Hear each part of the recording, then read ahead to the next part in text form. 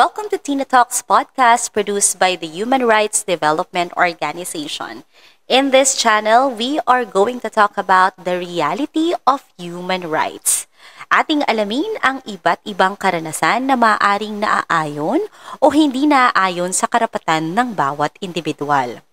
Samahan niyo ako at sabay-sabay tayong matuto kung ano nga ba ang karapat-dapat sa bawat isa sa atin. Meron ka na ba, Ate Ira, naging senaryo sa buhay mo na may kausap ka na totally opposite yung inyong belief pagdating sa faith?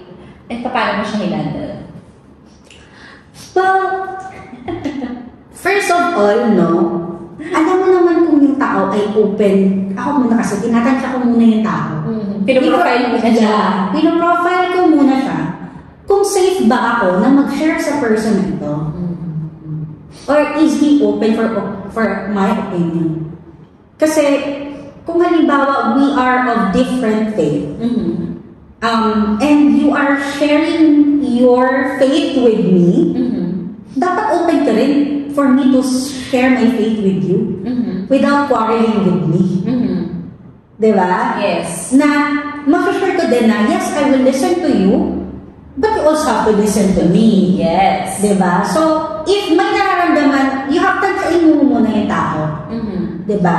Kung halimbawa, alam mo that he is a person na his intention is only to kumbaga impose his belief on you without even listening to you also, wag mo nang palalibin pa yung conversation.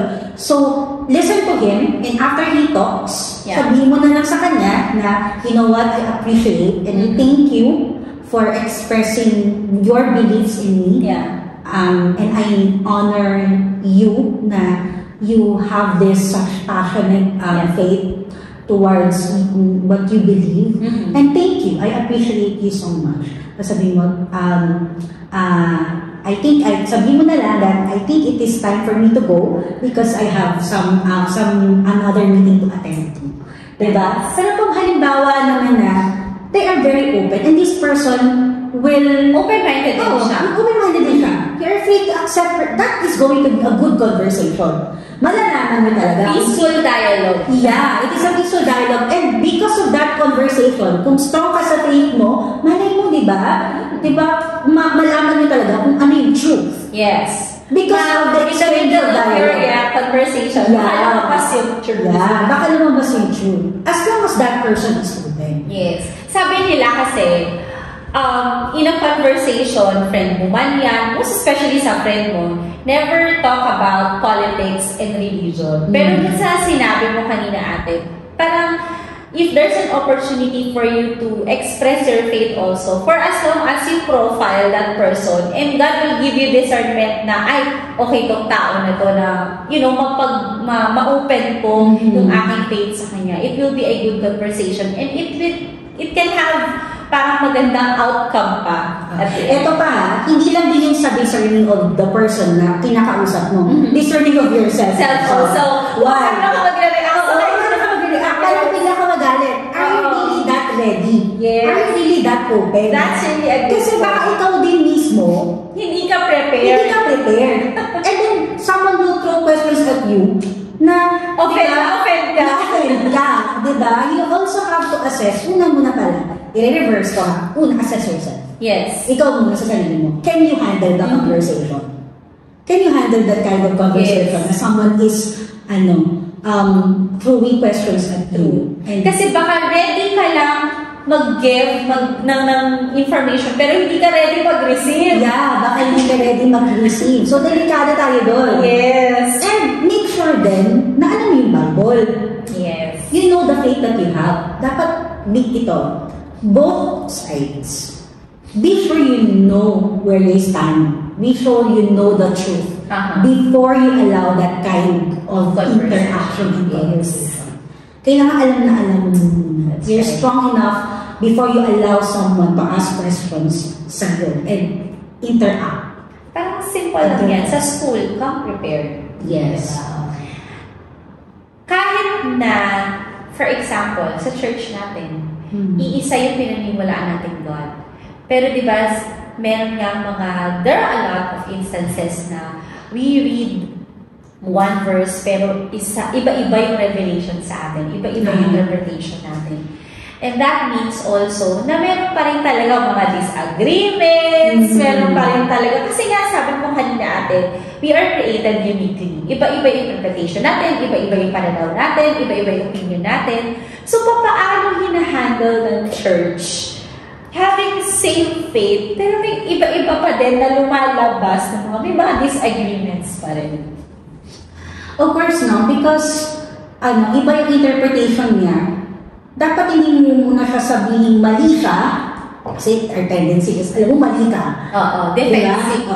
Or biglang, or on the side naman na sinasabi mo hindi tama. So, hindi ka ready sa ganun. You're not ready na masabi niya. Hindi tama yung interpretation mo.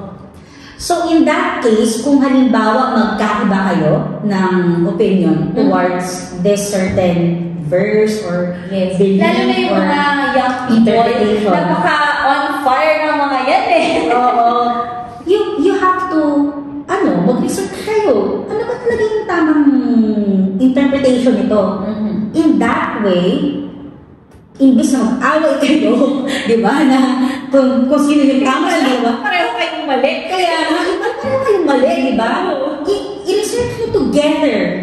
Or, as an ate or kuya, a pastor, to interpret the word for you. Senior, mas mature. In that way, di ba, pareho kayong nag-grow kayo together, nagkaroon kayo ng aha moment together, because hindi kayo nag-away, diba? At hindi kayo nag-walk out sa isa't isa, but instead, pareho kayong nagkasundo na by hook or by crook, diba, I am going to really search ano talaga yung tamang interpretation dito sa verse na ito.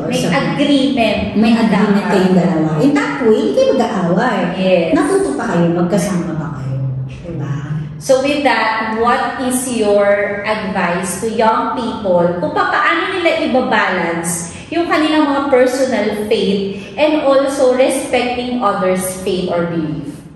Okay. So, number one, sa mga kabataan, kailangan nyo talaga isik yung truth. I-prioritize ito sa life ninyo. Unahin ko muna siguro in general, sa mga kabataan. In our moment, in our time, maraming mga ideas na lumalabas sa kapaligiran natin. Yes. And, the tendency of the young people today is to believe what they see and hear. Through social media. Yes, without even really seeking kung ano ba talaga yung katotohanan. This is my advice for all the young people, no? So, anin ko muna in a wider range before ko i-address yung mga kabataan within my own faith, with the same faith that I have. Yes. So, sa lahat ng mga kabataan na yun, it's actually very dangerous yung situation ng young people today because ang daming mga lumalabas ng mga ideas, concepts, na which seems really to be the absolute truth. Ang tendency ng mga kabataan na yun is to receive what they hear and what they see and consider it already as the truth without even really seeking kung ito ba talaga yung katotohanan. Yes. So in both Christians and non-Christians, I challenge every young people to really seek and know the truth. Kasi, by the end of your life, the truth that you believe might be the fake one.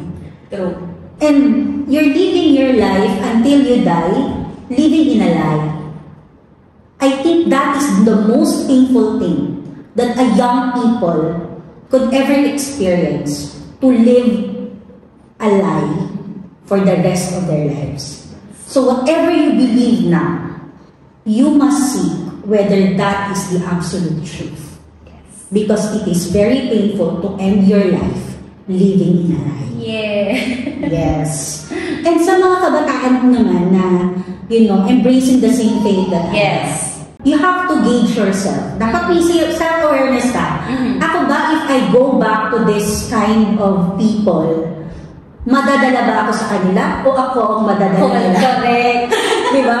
So you have to prioritize first your own relationship with God. And when you're strong enough, go back to your friends and lead them back to God. Diba? So, pangalawa, do not be afraid to live your life for God. Because all the young people, you have the energy, you have the time, you have the skills, the creativity. Yes, the creativity. And you can use it in able to help the ministry or the Word of God to spread sa lahat ng mga nations. Isa sa mga gusto kong isa-suggest, no? If you're a college student or high school, I think you should also pray na makapunta sa ibang bansa. Yes. Diba? Or go to other place to have a different perspective. Diba? Na magbabago din yung kaisipan. Oh, I know this is where I stand. Ito pala may mga gantong nations pala na hindi pala naniniwala. Kasi minsan nakala natin because we are in this same community, in this same nation where we are encouraged, diba, to be a Christian. How about if you're in a place that you are not a Christian? Mas ma-appreciate mo yung faith mo if pumunta ka sa ibang bansa. And mas ma-appreciate mo yung faith mo if malalaman mo na you are more free to express your faith here in this place, and yet in the other place there are also Christians who live in a different community but they are restricted to express their faith. So to all Filipino believers, maximize the opportunity that you are here in the Philippines, diba? Have the freedom to read the Bible, have the freedom to grow, have the freedom to go to church without being persecuted, without killing you, without someone killing you, diba? So, make the most of it na ikaw ay mag-grow sa pananampalataya. Do not waste the opportunity that God gave you. Talk about it, be brave.